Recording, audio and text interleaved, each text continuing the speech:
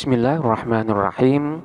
Pembahasan kita kali ini adalah membahas tentang pertanyaan yang diajukan, di mana pertanyaan ini masih terkait dengan penjelasan terdahulu, yaitu di dalam pembahasan kalimat isim yang berkedudukan sebagai naat ataupun hal, di mana pada kalimat isim tersebut terkandung robit. Selanjutnya, manakala dikatakan, bukankah pada isim sifat ini memiliki kesamaan dengan kalimat fi'il, yaitu sama-sama memiliki fa'il. Maka jawabannya adalah benar, bahwa isim sifat yang merupakan isim mustaq ini juga memiliki kemiripan dengan kalimat fi'il, yaitu keduanya antara isim sifat dengan kalimat fi'il ini sama-sama memiliki makna fi'il, yaitu memiliki makna kerja. Dengan demikian, pada isim mustaq ini juga butuh kepada fa'il. Contohnya seperti lafaz ja'a rajulun dhahikun. Ja'a telah datang rajulun, siapa seorang laki-laki, dhahikun yang tertawa. Di mana lafaz dhahikun ini adalah merupakan isim fa'il yang memiliki makna seperti lafaz yadhaku yang merupakan fi'il mudhari', di mana lafaz yadhaku ini memiliki fa'il. Yadhaku tertawa, siapa dia? Terdapat fa'il yang terkandung di dalam lafaz yadhaku ini. Karena memang lafaz dhahikun ini memiliki kemiripan dengan lafaz yadhaku, maka pada lafaz dhahikun ini juga terkandung fa'il, terkandung pelaku daripada dhahikun itu sendiri. Sehingga maknanya adalah ja'a telah datang rajulun, siapa orang laki-laki, dhahikun yang tertawa, siapa dia? Jadi di sini terkandung makna dhamir. Lalu apakah itu berarti bahwa lafaz dhahikun itu mengandung aid, mengandung dhamir yang maknanya kembali kepada lafaz rajul?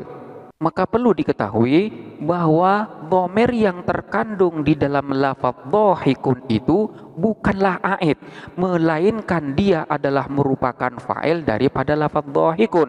Kenapa? Karena yang memiliki robit ataupun aid itu haruslah berupa jumlah. Sedangkan lafaz dhahikun sendiri bukan jumlah. Sedangkan hubungan antara naat dengan man'utnya ini bukan dihubungkan oleh dhamir ini, melainkan melalui kesesuaian antara naat dengan man'utnya. Sebagaimana telah dijelaskan bahwa pada naat ini harus mengikuti kepada man'utnya dalam segi i'rabnya. Karena memang lafaz rajul ini dalam keadaan rofa sebagai fa'il, maka naatnya pun harus dibaca rofa pula. Karena man'utnya berbentuk mudzakkar, maka pada naatnya pun harus berbentuk mudzakkar. Karena man'utnya ini berbentuk nakiro, maka pada naatnya pun harus berbentuk nakiro. Demikian pula karena memang man'utnya ini berbentuk mufrad, maka pada naatnya pun harus berbentuk mufrad. Hanya sebatas itu saja hubungan antara naat dan man'utnya, dan tidak dihubungkan dengan dhamir yang tersimpan di dalam naatnya. Demikian juga yang terjadi pada hal yang berbentuk mufrad, seperti lafaz hadara Zaidun dhahikan. Hadara hadir Zaidun, siapa Zaid, dhahikan padahal dalam keadaan tertawa. Lafaz dhahikan ini adalah merupakan isim sifat yang berbentuk isim fa'il, di mana pada isim fa'il ini terkandung dhamir yang berkedudukan sebagai fa'il, di mana lafaz dhahikan ini maknanya sama dengan lafaz yadhaku. Namun bukan berarti dhamir yang terkandung di dalam lafaz dhahikan itu adalah merupakan robit atau pengikat terhadap kalimat sebelumnya. Kenapa? Karena lafaz dhahikan sendiri berbentuk mufrad, sedangkan robit itu hanya ada ketika berbentuk jumlah. Manakala halnya tersebut berbentuk lafaz yadhaku yang merupakan jumlah filia, maka pada lafaz yadhaku inilah terdapat dhamir yang menjadi pengikat dengan jumlah yang terletak sebelumnya. Dari sinilah perlu adanya pemahaman terhadap robit itu sendiri. Jadi di dalam hal ataupun naat, robit hanya ada pada yang berbentuk jumlah. Manakala naat ataupun hal tersebut tidak berbentuk jumlah, maka di sana tidak terdapat robit. Karena robit ini adalah untuk menghubungkan jumlah dengan jumlah sebelumnya.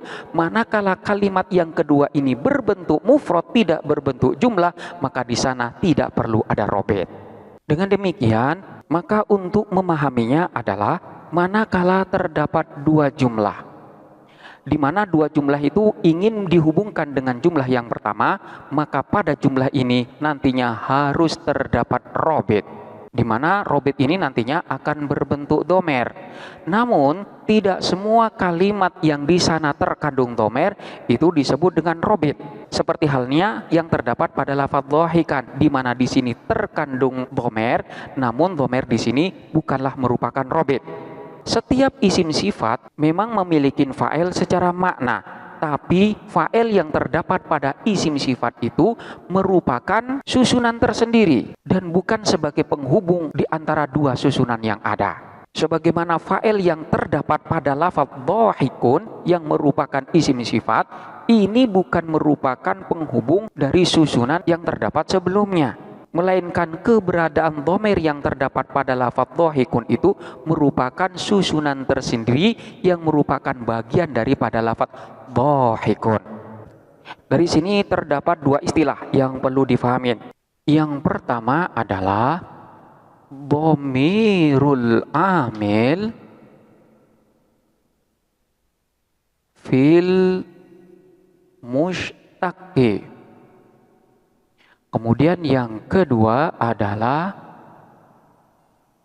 dhamirur rabiti. Dhamirul amili fil mushtaqi artinya dhamir yang terdapat pada amil di dalam isim mushtaq, isim sifat yang mushtaq. Sementara dhamirur rabiti adalah dhamir yang merupakan robit. Dhamirul amil fil mushtaqi ini adalah merupakan dhamir yang berkedudukan sebagai fa'il atau sebagai naibul fa'il yang terdapat pada isim sifat, seperti yang terkandung di dalam na'at ataupun hal yang berbentuk mufrad. Sementara untuk dhamir robit itu adalah dhamir yang terdapat pada jumlah yang menghubungkan kepada jumlah sebelumnya. Kenapa lafaz yang sama-sama berupa dhamir ini dibedakan oleh ulama sehingga memiliki istilah yang berbeda? Karena dhamir yang terdapat pada hal ataupun naat yang berbentuk mufrad ini tidak dapat disebut dengan robit, karena memang fungsinya bukan sebagai penghubung dengan jumlah sebelumnya. Beda halnya dengan dhamir rafid, di mana keberadaan daripada dhamir rafid itu sebagai pengikat dari jumlah yang kedua kepada jumlah yang pertama dengan jumlah yang pertama. Dengan demikian jumlah yang kedua ini memiliki hubungan dengan jumlah yang pertama. Manakala tanpa adanya dhamir rafid ini, maka kedua jumlah ini adalah merupakan jumlah yang mandiri dan tidak memiliki keterkaitan antara yang satu dengan yang lainnya. Sebagaimana contoh yang tadi, yaitu seperti lafaz ra'aitu Zaidan dengan lafaz yadhaku. Ra'aitu Zaidan ini jumlah yang mandiri, jumlah yang sudah memiliki kesempurnaan makna, sehingga tidak membutuhkan kalimat yang lain untuk memberikan kesempurnaan makna terhadap susunan yang ada. Demikian pula dengan lafaz yadhaku, ini pun merupakan jumlah yang mandiri karena memiliki makna yang sudah sempurna. Yadhaku, dia sedang tertawa. Manakala jumlah yang kedua ini ingin dihubungkan dengan jumlah yang pertama, maka di sini dibutuhkanlah robit sebagai pengikat agar supaya dhamir yang kedua ini nempel dengan unsur makna yang ada pada jumlah pertama. Jadi disinilah pembedanya. sekalipun sama-sama berbentuk domer, namun karena memiliki fungsi yang berbeda, maka tidak semuanya domer yang ada itu disebut dengan robit. Hanya yang ada pada jumlah saja yang disebut dengan robit yang berfungsi sebagai pengikat. Sementara domer yang ada pada amil yang berbentuk mustaq ini hanya sekedar fa'il saja dan tidak berfungsi sebagai pengikat dengan jumlah yang terletak sebelumnya. Demikianlah penjelasan tentang domer yang ada pada naat ataupun jumlah yang berbentuk mufrad dan yang berbentuk jumlah. Mana yang berfungsi sebagai robit dan mana yang hanya berfungsi sebagai fa'il ataupun naibul fa'il saja. Silakan dipelajari dengan seksama dan sampai jumpa pada pembahasan berikutnya.